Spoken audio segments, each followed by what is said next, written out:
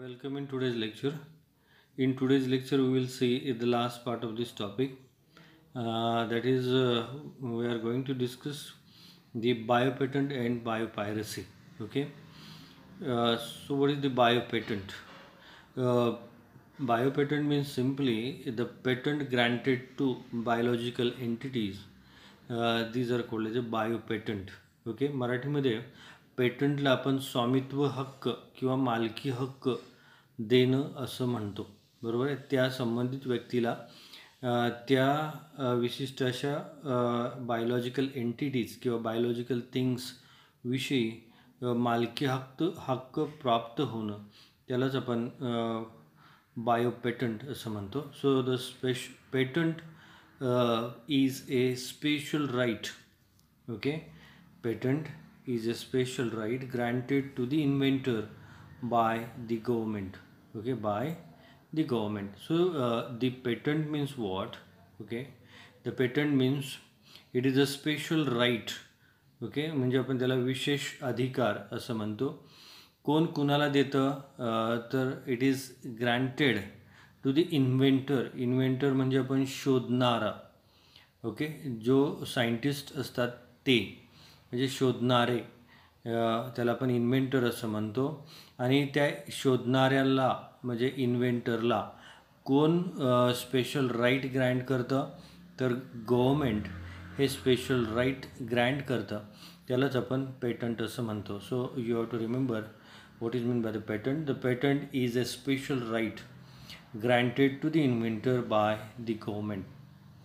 Okay, so the patent is a personal property of inventor. ज्यावेळेस त्याला patent एखाद्या वस्तूचं पेटंट ज्यावेळेस मिळतं त्यावेळेस ती त्याची पर्सनल प्रॉपर्टी म्हणून ओळखली जाते. So it can be sold like any other property. आणि ती जी प्रॉपर्टी आहे तो दुसऱ्या कुठल्याही प्रॉपर्टीसारखी तो स्वतः विकू शकतो, कारण त्याच्याकडे मालकी हक्क येतो. त्याच्याकडे काय येतो? मालकी हक्क येतो. हे लक्षात घ्या. So the patent consist of the 3 parts. So what are those? The grant. याच्यामध्ये ग्रँट येतं arrangement with the inventor. Okay, not a arrangement, agreement with the inventor.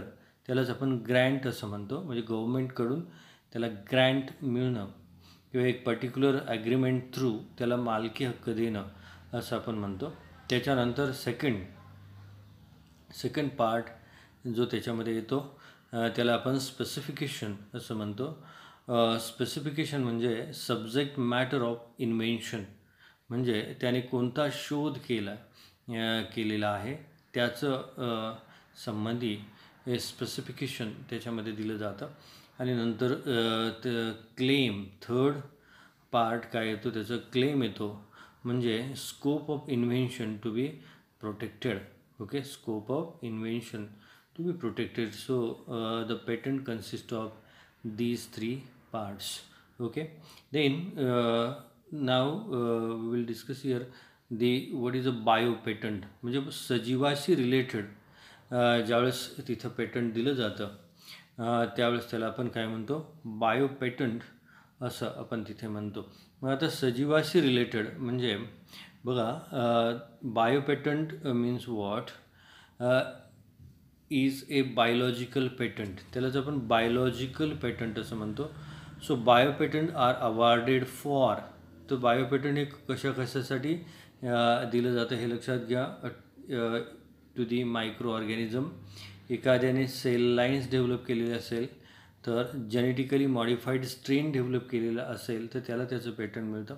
त्याच्यानंतर DNA सिक्वेन्स एखाद्याने डिस्कवर केलेला असेल पर्टिक्युलर कॅरेक्टरसाठी तर तिथे त्याला त्याच्याविषयी पेटंट दिलं जातं. नंतर बायोटेक्नॉलॉजिकल काही प्रोसेस डेव्हलप केलेली असेल तर त्याला तिथे पेटंट मिळतं. किंवा प्रॉडक्ट प्रोसेसेस त्याच्या संदर्भात त्याला पेटंट मिळतं. आणि प्रॉडक्ट ॲप्लिकेशन्स याच्या संदर्भात त्याला पेटंट मिळतं. म्हणजे बायोलॉजिकल पेटंटमध्ये या सगळ्या गोष्टीचा तिथं अंतर्भाव होतो किंवा या सगळ्या गोष्टी त्याच्यामध्ये इन्क्लूड होतात. हे लक्षात इथे घ्या. त्याच्यानंतर biopatents are awarded to recognise real innovative contributions made by the inventor to the cause of the human welfare. Okay, तर तिथे biological biopatents are awarded to recognize the real innovative contribution made by the inventor. Okay, की त्या शोधणाऱ्याचं त्या सायंटिस्टचं एक नाविन्यपूर्ण तिथे कॉन्ट्रीब्युशनला तिथे patent दिलं जातं आणि त्याचाच फायदा हा तिथे ह्युमन वेलफेअरसाठी किती होतो याचा तिथे विचार केला जातो.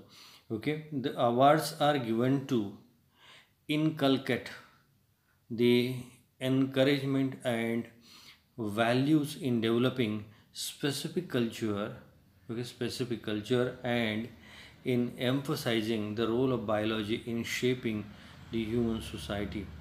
So the Indian patent allows the process patent, okay, process patent and not the product patent. Okay, the Indian patent काय allow करतं, it allows the process patent and not the product patent. So the bio patent allows the patent holder to exclude others from making. So bio patent मुळे त्या व्यक्तीला काय rights मिळतात बघा, दे allow the patent holders to exclude other from making, म्हणजे इतरांना त्या biological entities संदर्भात हे काय काय करण्यास प्रिव्हेंट केलं जातं.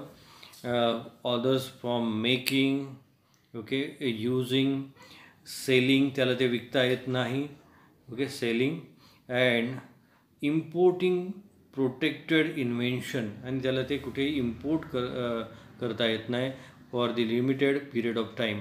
म्हणजे त्या ज्या सायंटिस्टला पेटंट तिथे मिळालेलं आहे, ज्या व्यक्तीला पेटंट मिळालेलं आहे, त्या पेटंटच्या टाईम पिरियडमध्ये दुसऱ्या कुणालाही ती जी वस्तू आहे त्या संदर्भात काही नवीन करता येत नाही, ती दुसऱ्या कारणासाठी वापरता येत नाही किंवा ती विकता येत नाही कुठंपर्यंत, जेवढ्या काळापर्यंत पेटंट ग्रँट केलेलं आहे तेवढ्या काळापर्यंत, हे लक्षात घ्या इथे. देन मग पेटंटचं जे ड्युरेशन आहे, ते पेटंटचं ड्युरेशन किती असतं तर ते इथं दिलेलं आहे या 6 पॉईंटमध्ये. लक्षात घ्या, duration of biopatent is 5 years.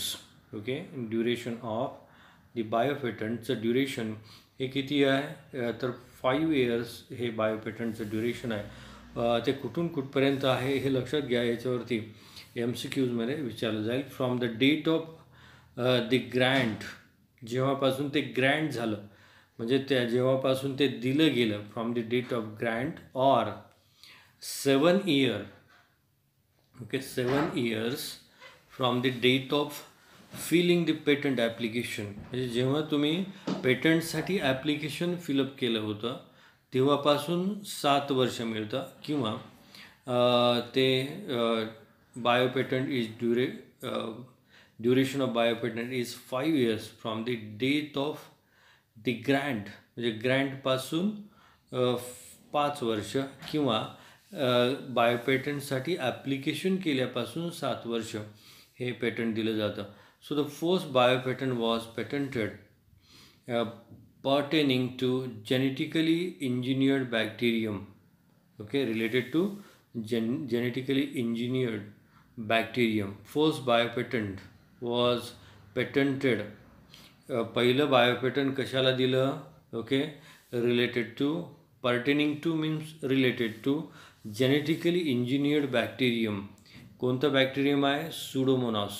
Okay, use for clearing oil spills, म्हणजे पाण्यामध्ये वगैरे ज्यावेळेस तेल सांडतं आणि त्याचे ड्रॉपलेट्स तिथे पाण्यावरती तरंगताना दिसतात, त्यावेळेस हा सुडोमोनास बॅक्टेरियम हा ते जे ऑइल पिल्स आहेत किंवा ऑइल ड्रॉपलेट्स आहेत ते रिमूव्ह करण्यासाठी आपण तिथे वापरतो. की तो नॉर्मल सुडोमोनास नाही आहे, तर तो जेनेटिकली इंजिनियर्ड बॅक्टेरियम की जो आपण तिथे क्लिअरिंगसाठी वापरतो, त्याला पहिलं पेटंट बायो पेटंट दिलं गेलं, हे लक्षात घ्या. The next thing is the patent under the title control of the plant gene expression. Okay, control of the plant gene expression was issued jointly to Delta and Pineland Company and US Department of Agriculture. तर हे जे control of plant gene expression हे jointly कुणी receive केलं ते तिथं दिलेलं आहे. कुणी रिसीव केलं बघा, डेल्टा अँड पाइनलँड कंपनी आणि त्याच्याबरोबर US department of agriculture. Patent is based on A gene that produces a protein toxic to plant. Thus, they do not allow seed to germinate. The patent, it is based on the gene. Okay, हे जे control of plant gene expression हे delta and पाइनलँड company आणि त्याच्याबरोबर US department of agriculture यांनी जे issue केलं ते जे पेटंट आहे ते कशाशी रिलेटेड होतं. The patent is based on the gene that produces the toxin. बरोबर आहे, जीन जो आहे आणि तो काय प्रोड्यूस करतो, toxic. They produces the toxic to plant and thus they do not allow seed to germinate. आणि त्या टॉक्सिकच्या प्रेझन्समध्ये सीड जर्मिनेट होऊ शकत नाही किंवा जर्मिनेशन होऊ दिलं जात नाही. So remember, however this patent was not granted by Indian government. Okay, Indian गव्हर्मेंटने ते ग्रँट केलं नाही. सच पेटंट इज कन्सिडर्ड मोरली अनॲक्सेप्टेबल अँड फंडामेंटली अनइक्विटेबल. कारण हे जे प्लांट्समध्ये जीन इन्सर्ट करून टॉक्सिक सबस्टन्स जनरेट करायचे आणि त्याच्यामुळं सीड जर्मिनेशन इनहिबिट करायचं, हे मोरली हे कसं आहे, अनॲक्सेप्टेबल आहे. बरोबर आहे, किंवा इथिकली हे अनॲक्सेप्टेबल आहे. म्हणून this patent was not granted. Okay, it was not granted by the Indian government. Okay, so you have to remember this is because financially powerful corporations would acquire monopoly over the biotechnological processes. हे जे patent आहे आणि जे financially powerful countries आहेत किंवा जे काही corporations आहेत, ह्या टेक्नॉलॉजी वापरून ते इन्व्हेस्टिगेशन्स करतात आणि पेटंटसाठी प्रयत्न करतात आणि त्याच्यामुळे त्यांना ते पेटंट मिळतं. त्याच्यामुळे एक वेळ अशी येते की त्यांचीच या पेटंटवरती मोनोपॉली ही आपल्याला झालेली पाहायला मिळते. So this in turn would pose a threat to global food security. आणि त्याच्यामुळं एक ग्लोबल फूड सिक्युरिटी किंवा जो जागतिक लेवलला अन्नधान्याचा जो साठा आहे त्याला धोका निर्माण होण्याची शक्यता आपल्याला याच्यावरून दिसते. कारण financially powerful corporations would acquire monopoly over the biotechnological processes. So this is the thing they explain under this the biopatent. Okay, then the next thing is the biopiracy. So what is that? The biopiracy. Piracy म्हणजे आपण त्याला चोरी करणं म्हणतो. Okay, कुणा एखाद्याला न विचारता त्या वस्तूची आपण चोरी करणं असं म्हणतो. सो दिस बायोपायरसी म्हणजे बायोलॉजिकल एंटिटीची किंवा बायोलॉजिकल थिंग्सची त्या देशाला न विचारता चोरी करणं, त्याला आपण बायोपायरसी असं म्हणतो. See what is given under the biopirates. So those who do not kill okay, those who do not kill but steal the patent. म्हणजे बायो पायरेट्स कुणाला म्हणायचं, की जी लोक मारत नाहीत परंतु कशाची चोरी करतात, स्टील दी पेटंट, पेटंटची चोरी करतात, त्याला आपण काय म्हणतो, बायो पायरेट्स असं म्हणतो. So you have to remember this. Okay. Then actually बायो पायरसीमध्ये काय त्यांनी दिलेलं आहे, it is defined as the theft of various natural product, म्हणजे वेगवेगळ्या नॅचरल प्रोडक्टची चोरी करणं, and then selling them by, then ते काय करलं, काय नंतर केलं जाणं, सेलिंग देम बाय म्हणजे ते विकणं, गेटिंग पेटंट आणि पेटंटसाठी ते विकणं. Okay. And then selling them by getting patent without giving any benefit or compensation back to the host country.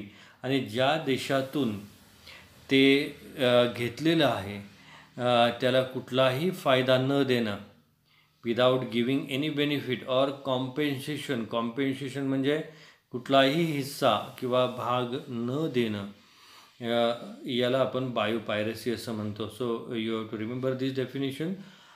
It is defined as a theft of various natural products and then selling them by getting patent without giving any benefit or compensation back to the host country, or it is unauthorized misappropriation of any biological source and indigenous knowledge. Okay, it is also called as a biopiracy. So see, what is given under this?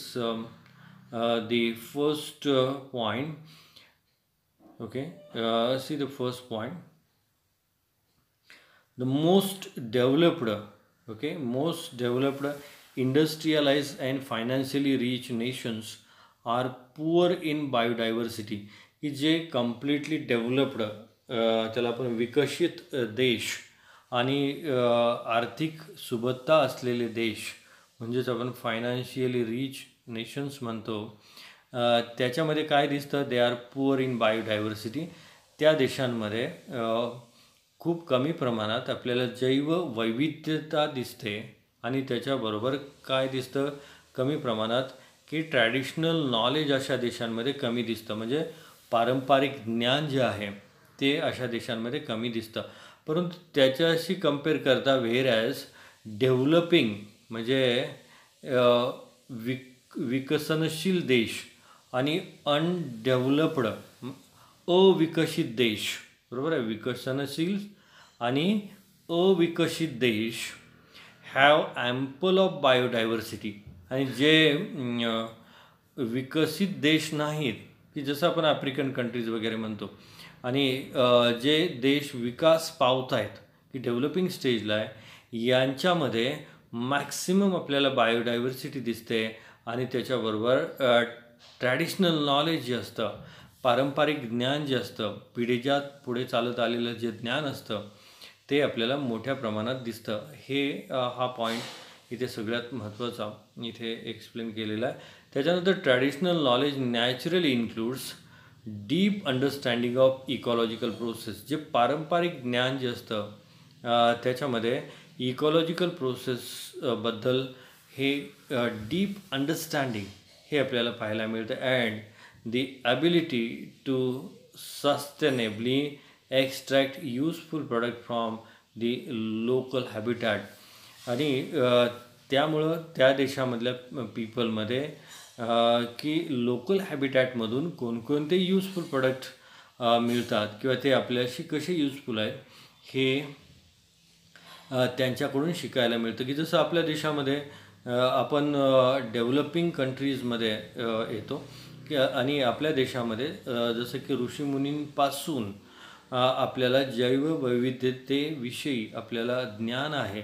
कोणत्या वनस्पती कोणत्या रोगावरती चालतात किंवा ऋतुमानानुसार कोणत्या वनस्पतीमध्ये biochemical किती प्रमाणात असतं, ह्या सगळ्या गोष्टीचं नॉलेज हे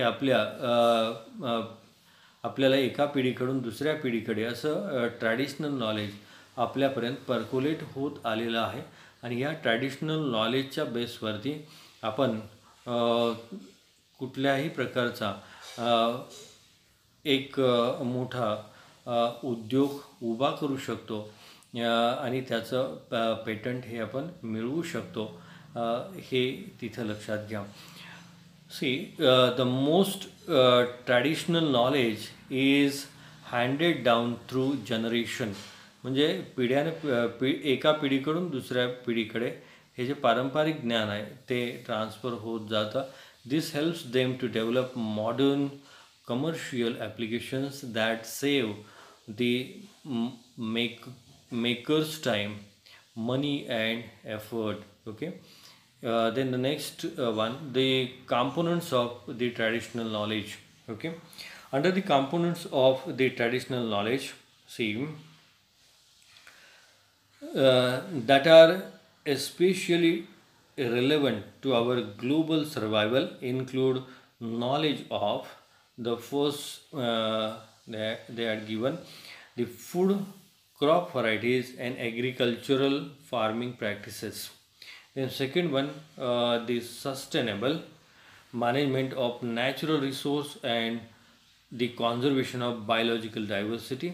And the third one, it is the biologically important medicines. So we have the traditional knowledge with respect to all these things. Okay.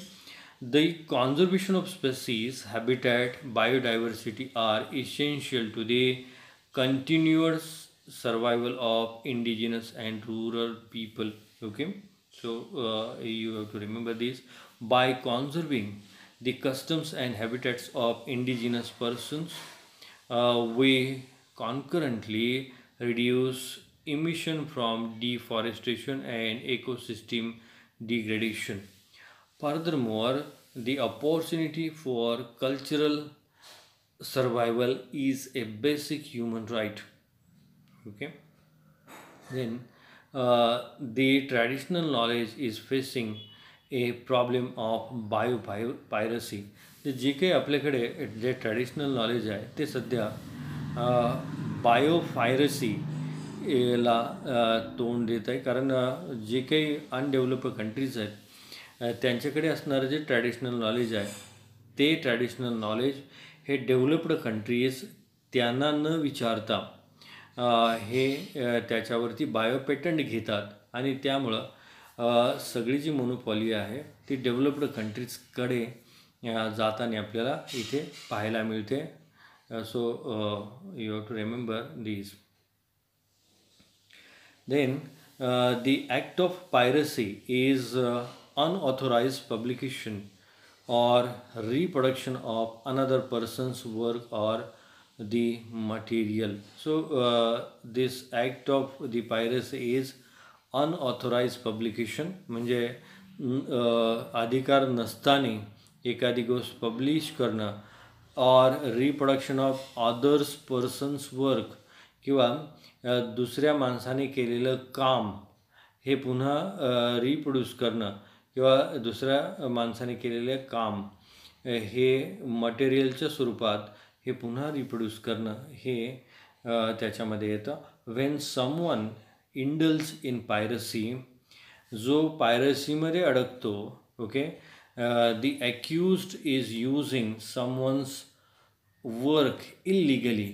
म्हणजे जो अडकतो तो इल्लिगली दुसऱ्याचं वर्क यूज करतो और विदाउट टेकिंग एनी परमिशन, कुठलीही परमिशन न घेता किंवा दुसऱ्याला न विचारता तो ते यूटिलाइज करतो.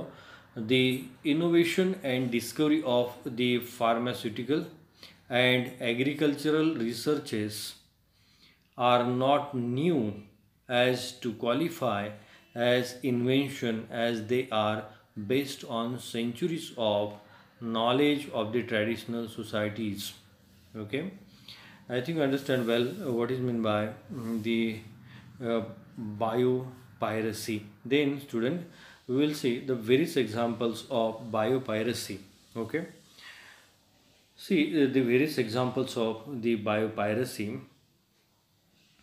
The examples of biopiracy, the first one, the patenting of neem. नीम म्हणजे त्याचं सायंटिफिक नेम आहे आझा डिरेक्टा इंडिका. म्हणजे लक्षात घ्या, आपण गुढीपाडव्याला ज्या निंबाची फांदी आपण बांधतो तो आझा डिरेक्टा इंडिका. ओके, हे लक्षात घ्या. The people of India is a variety of, okay, people of India in a variety of ways have used neem. Okay, हे निंबाचं प्लांट आपल्या इंडियन पीपलने अनेक कारणाने किंवा अनेक कारणासाठी ते काय केलेलं आहे, ते युटिलाइज केलेलं आहे. सिन्स टाईम इमेमोरियल, म्हणजे अति प्राचीन काळापासून आपण ते वापरत आलेलं आहे. Indians have shared the knowledge of the properties of Neem with the entire world. आणि भारतीयांनी काय केलेलं आहे की निंबाच्या विषयी त्याचे जे यूज आहेत ते यूज जगाला सांगितलेले आहेत. तरी देखील या नीम प्लांटचं किंवा ह्या निंबाच्या प्लांटचं पेटंट हे परदेशामध्ये घेतलं गेलं. त्याचं एक्झाम्पल इथे दिलेलं आहे. Okay, see third point, pirating this knowledge. The USDA and an American MNC WR Grace in the early 19th sought a patent from the European Patent Office. Okay, कुठून घेतलं? European patent office EPO on the कशासाठी घेतलं? Method for controlling on plants by the aid of the hydrophobic extracted neem oil. Okay, त्याने neem oil संदर्भात हे patent तिथे घेतलं. Okay, the patenting of the fungicidal properties of neem was an example of biopiracy. आणि ते नीम oil हे फंजिसायडल प्रॉपर्टी दाखवतं, त्या संदर्भात त्याने ते पेटंट घेतलं. तर हे एक एक्झाम्पल आपल्याला तिथे टेक्स्टबुकमध्ये दिलेलं आहे. त्यानंतर patenting of basmati. Okay, patenting of basmati. So you see, the basmati हा जो राईस आहे तो आपल्या इंडियामध्ये पहिल्यापासून तो पिकतो आणि त्याचंही पेटंट युरोपियन कंट्रीजमध्ये त्याने टेक्समती या नावाने ते घेतलेलं आपल्याला दिसतं. So see, the basmati is a long grained. Basmati तांदूळ सगळ्याला माहीत आहे. It is a long grain aromatic, त्याला सुगंध असतो. अँड हा इंडियन आहे. Okay, see, in 1997 the US patent and trademark office USPTO, हे लॉंग फॉर्म्स लक्षात ठेवा, granted a patent to a Texas based American company. हे कुणाला त्याने US पेटंट अँड ट्रेडमार्क ऑफिसने कुणाला पेटंट दिलं? Texas based American company. राईसटेक in for basmati rice line and grains. त्याने basmati rice line and grains याच्यासाठी पेटंट दिलं आणि त्या पेटंटला ट्रेड नेम काय दिलं? Having trade name Texmati. तर टेक्समती या नावाने आपल्या बासमतीला त्यांनी तिथं पेटंट घेतलं.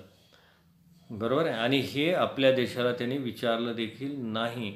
The patent application was based on 20 very broad claims. आणि ते ॲप्लिकेशन त्यांनी 20 वेगवेगळ्या प्रकारचे क्लेम्स करून त्याच्यावरती त्यांनी ते पेटंट घेतलं. The next one, due to people's movement against RiceTec in March 2001 the UPSTO has rejected all the claims. आणि आपण नंतर हा बासमती राईस हा इंडियन आहे आणि त्याच्या संदर्भात आपण रेफरन्स देऊन 2001 मध्ये आपण ते पेटंट परत मिळवलं. तसंच दुसरं एक्झाम्पल तिथे दिलेलं आहे की हळदी किंवा टर्मरिक जी आपल्या इंडियामध्ये जी हळद पिकते आणि त्याची जी प्रॉपर्टी आहे की हिलिंग प्रॉपर्टी, त्याच्यावरती पेटंट US पेटंट डिपार्टमेंटने ते पेटंट तिथे दिलं होतं. परंतु आपण तेही परत मिळवलं. तर त्याचं एक्झाम्पल इथे दिलेलं आहे. 2 American researchers of Indian origin of the University of Mississippi Medical Center put a claim to the US Patent and Trademark Office, maintaining that they had discovered हल्दीज healing properties. आणि त्याने काय केलं की हळदीच्या ह्या हिलिंग प्रॉपर्टीज त्याने तिथे डिस्कवर केल्या आणि surprisingly they were granted a patent in March 1995 आणि त्याच्यावरती त्याला 1995मध्ये पेटंट मिळालं for something you had known for years and our Ayurvedas for centuries, की जे आपल्याला वर्षानुवर्ष माहीत होतं आणि त्याचं नॉलेज हे आपल्या आयुर्वेदामध्ये केव्हाचंच सांगितलेलं आहे.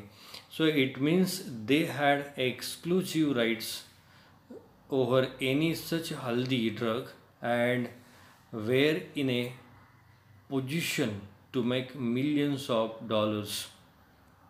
आणि त्यांना त्या it means they had exclusive rights आणि त्यांना त्याचे राईट्स मिळाले आणि पुढे जाऊन ते काय करणार होते, were in position to make millions of dollars आणि ते त्याचं मिलियन्समध्ये उत्पादन ते तिथं घेणार होते. So you have to remember. Then the next point, it is given the fourth point. The Council of Scientific and Industrial Research CSIR applied to the US Patent Office. आपण तिकडे अप्लाय केलं for the re-examination and they realized the mistake and cancelled the patent. आणि त्यांच्या ती mistake लक्षात आणून दिली आणि संबंधित हळदीविषयीचं पेटंट हे कॅन्सल केलं. So this was after Indian scientists shouted from rooftops about how we are losing our traditional knowledge to marauding foreign companies who have started poaching on our ancient healing techniques. It is the need of our to launch genetic literacy movement in Indian school and colleges for better understanding of opportunities and risk related to biotechnology, and also to promote the safe and meaningful use of the technologies of modern life science. Okay, so student, here with this we have completed this entire topic. So student, with this we will stop at this moment.